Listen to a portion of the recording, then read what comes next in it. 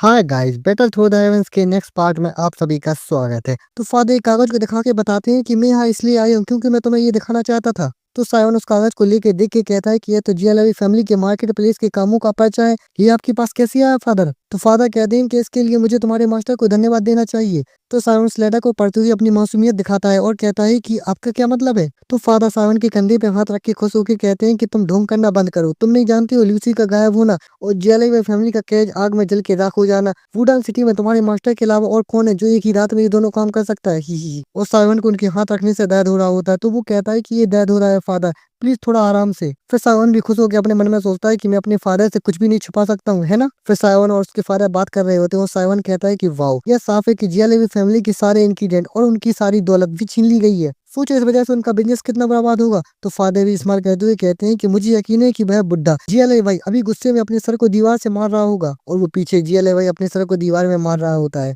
फिर फादर कहते हैं कि सच में हमें उस ग्रेट एल्केमिस्ट का बहुत बहुत धन्यवाद करना चाहिए और हमें उनसे किसी दिन मिलना चाहिए और उनको हमारी हेल्प के लिए रीपे करना चाहिए। और साइमन ये सुन के हंस रहा होता है ही। फिर गेट के बाहर से आवाज आ रही होती है और फादर और साइमन बाहर देखते हैं और पेटिया कहते हैं कि बाहर इतनी ज्यादा आवाज क्यों आ रही है। फिर वे लोग बाहर जाते हैं और देखते हैं कि सड़क पर बहुत ज्यादा भीड़ होती है। तो वो लोग कहते हैं कि आखिर बाहर इतनी भीड़ क्यों जुटी हुई है। फिर तभी वहां यूनियन आती है और खुश होकर साइमन की तरफ देख के कहते हैं कि ब्रदर साइमन जल्दी आओ और देखो यहाँ। तो साइमन यूनर को देख के कहता है कि ओ यूनर। फिर हमें जियान अकेडमी की मास्टर और उनके साथ कुछ लोगों को दिखाया जाता है जो यहाँ अकेडमी के लिए एडमिशन के लिए आए होते हैं और भीड़ में लोग उनको देख के कहते हैं कि देखो जियान अकेडमी एडमिशन लेना स्टार्ट कर रही है। फिर हमें इनको दिखाया जाता है जियान अकेडमी की कोई मास्टर ये एल्डर होती हैं और उनके ये दोनों डिसाइपल होते हैं। फिर हमें जीएनएन अकेडमी के एंट्रेंस गेट को दिखाया जाता है जहाँ जीएनएन अकेडमी के बहुत सारे फ्लैग लगे होते हैं और अकेडमी में एडमिशन के लिए लोगों की बहुत लंबी लाइन लगी होती है। और वहीं सबसे पीछे अपना साइमन और यूना खड़े होते हैं और साइमन उस लाइन को देख के कहता है कि इतने सारे लोग। तो फिर यूना साइमन से कहती है कि ब्रदर साइमन तुमने तो कहा था कि तुम्हें इस अकेडमी में अप्लाई नहीं करना है। तो साइमन इस्तेमाल करते हुए कहता है कि मैं तो बस यहाँ तुम्हारा साथ देने के लिए आया हूँ। तो यूना उसको अजीब सा फेस बना के देखती हो तो साइमन परेशान होकर कहता है कि तुम मुझे ऐसे क्यों देख रही हो,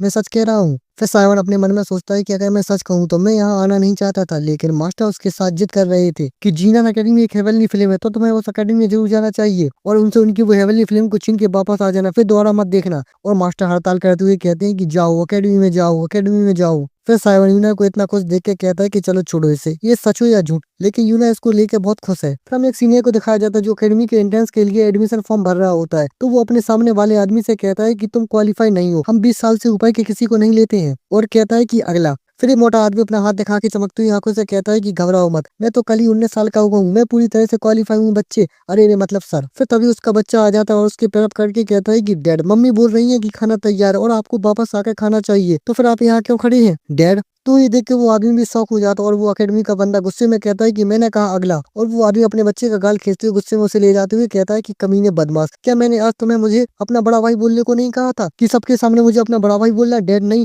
और कहता है कि चल तुझे घर जाके देखता हूँ। और सावन अपनी नाक में उंगली डालते हुए कहता है कि यहाँ तो एक अधेड़ आदमी भी घुसने की कोशिश कर रहा है कि जेएनएन अकेडमी सच में इतनी बढ़िया है। तो पीछे से सायु आती है और कहती है कि जेएनएन अकेडमी पूरे कॉन्टिनेंट में फेमस है, हर रिक्रूटमेंट के समय ऐसे बड़े लोग भी अंदर जाने की कोशिश करते हैं। तो ये सुन के सायन और यूना दोनों पलट के हैरान होकर पीछे उसकी तरफ देखते हैं और सायन उस लड़की से कहता है कि सायु तुम यहाँ क्या कर रही हो। फिर हम देखते हैं कि वो अकेले नहीं होती है, उसके साथ वो पिंक बालों वाली लड़की और उसका छोटा भाई सायोनिंग भी होता है।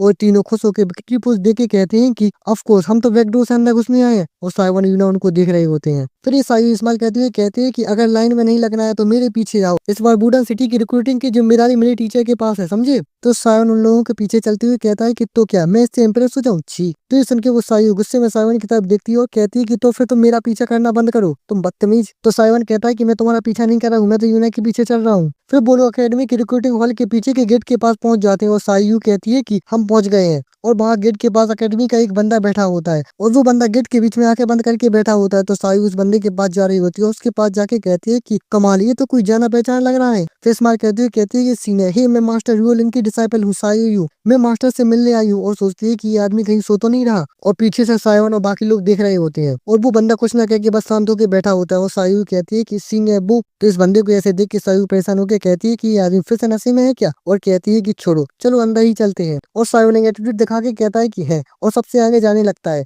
और उस सीनियर के पैर के ऊपर से जाते हुए कहता है कि एल्डर सिस्टर, आप हमेशा बताती रहती हो कि जीएनएन अकेडमी के स्टैंडर्ड्स कितने हाई है, लेकिन सच कहूँ तो ये इतने भी ज्यादा नहीं लग रहे हैं। तो ये देख के यूना और साइवन को कुछ फील होता है और यूना कहती है कि ब्रदर साइवन तुम्हें भी ये फील हो रहा है? तो साइवन स्माइल करता है ही। फिर वो सीनियर अचानक से सराउंडिंग पे अपना प्रेशर डालता है, जिससे सराउंडिंग के तो पसीने छूट जाते हैं और घबराते हुए कहता है कि मुझे अचानक से इतनी जबरदस्त कॉम्बैट क्यों प्रेशर क्यों पड़ रहा है। और उस सीनियर का प्रेशर साइमन और बाकी लोगों पर भी पड़ता है। और उस पिंक बालों वाली लड़की को भी इससे दिक्कत हो रही होती है और साइमन इस्तेमाल करते हुए अपनी क्यूआई प्रेशर को निकालते हुए कहता है कि मुझे पता था ये इतना आसान हो ही नहीं सकता जैसा मैंने सोचा था, ये एक टेस्ट है। और फिर साइमन अपने प्रेशर के साथ उस सीनियर के प्रेशर में आराम से गेट को पार करते हुए कहता है कि फिर भी ये बच्चों का खेल ही है। और यूना भी आराम से बिना कोई दिक्कत के उस सीनियर के प्रेशर से उस गेट को पार कर लेती है। और उस पिंक बालों वाली लड़की को दिक्कत हो रही होती है और वो सोचती है कि मुझे इसको अब और नहीं रोका जा रहा, मुझे हर हाल में इसको पार करना होगा। और सायोनिन को भी इस प्रेशर से बहुत दिक्कत हो रही होती है। फिर वो दोनों जैसे तैसे उस प्रेशर से उस गेट को पार कर लेते हैं और आते ही जमीन पे हाँफते हुए घुटनों के भर बैठ जाते हैं। और सायोनिन कहता है कि आखिरकार हम आ गए। और वो पिंक बालों वाली लड़की कहती है कि ये कितना डरावना था, लेकिन हम आखिरकार पार कर ही गए। फिर सायोन हंसते हुए सायोनिन का मजाक उड़ाते हुए उसके पास जाता है और उसको उठाने के लिए हाथ बढ़ाता है और कहता है कि क्या बाकी में ये इतना बड़ा था, क्या मैं तुम्हें सहारा दूं। तो वो सायोन गुस्से से मना करते हुए कहता है कि तुम अपने चेहरे से इस घमंडी लुक को हटाओ पहले। तो फिर सायु अपनी सीनियर के पास आके कहती है कि सीनियर